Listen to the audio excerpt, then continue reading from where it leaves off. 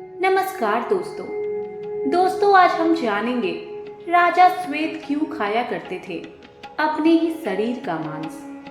आइए जानते हैं राजा श्वेत की कहानी। इंद्र से वर प्राप्त करके रघुनंदन राम महर्षि अगस्त्य के आश्रम में पहुंचे। वे सम्मुखवत की कथा सुनकर बहुत ही प्रसन्न हुए और उन्होंने विश्वकर्मा द्वारा दिया हुआ एक दिव्य आभूषण श्री राम को अर्पित किया। वह आभूषण सूर्य के समान दीप्तिमान, दिव्य, विचित्र और अद्भुत था। उसे देखकर श्री राम ने महर्षि अगस्त्य से पूछा, मुनिवर, विश्वकर्मा का यह अद्भुत आभूषण आपके पास कहाँ से आया? जब यह आभूषण इतना विचित्र है तो इसकी कथा भी विचित्र ही होगी। यह जानने के लिए मेरे मन को बड़ी ही बेचैनी हो रही है। श्री राम की जिज्ञासा और बेचैनी को शांत करने के लिए महर्षि ने कहा, प्राचीन काल में एक बहुत ही बड़ा वन था जो चारों ओर 100 योजन तक फैला हुआ था, पर उस वन में कोई प्राणी, पशु पक्षी तक भी नहीं रहता था। उसमें एक मनोहर सरोवर भी था। उस स्थान को एकांत पाकर मैं वहां तपस्या करने के लिए चला गया। सरोवर के चारों ओर चक्कर लगाने पर मुझे एक पुराना विचित्र आश्रम दिखाई दिया।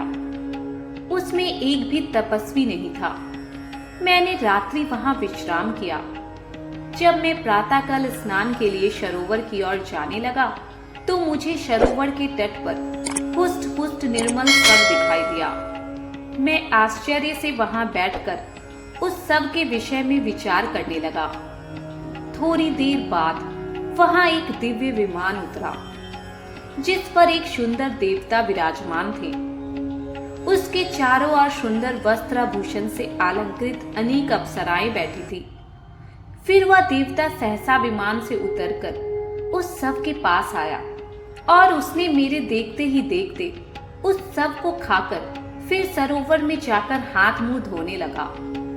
जब वह पुनः विमान पर चढ़ने लगा तो मैंने उसे रोककर पूछा कि हे तेजस्वी पुरुष, कहाँ आपका यह देवोमय सौम्य रूप और कहाँ यह गृहीत आहार?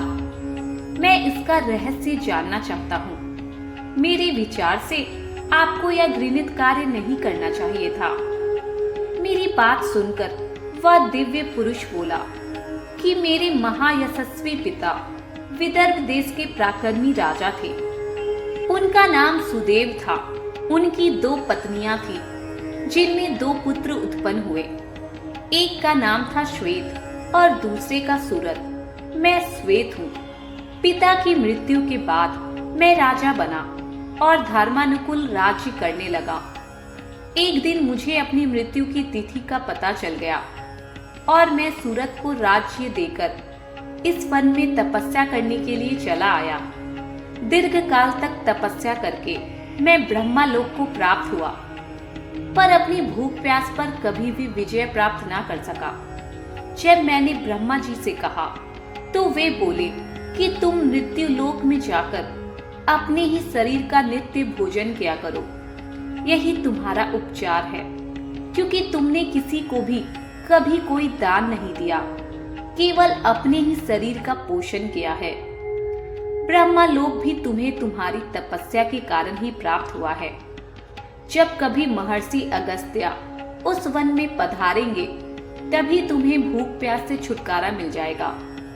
अब आप मुझे मिल गए हैं, आप मेरा उद्धार करें और मेरा उद्धार करने के प्रतिदान स्वरूप यह दिव्य आभूषण ग्रहण करें। यह आभूषण दिव्य वस्त्र, स्वर्ण, धन आदि देने वाला है।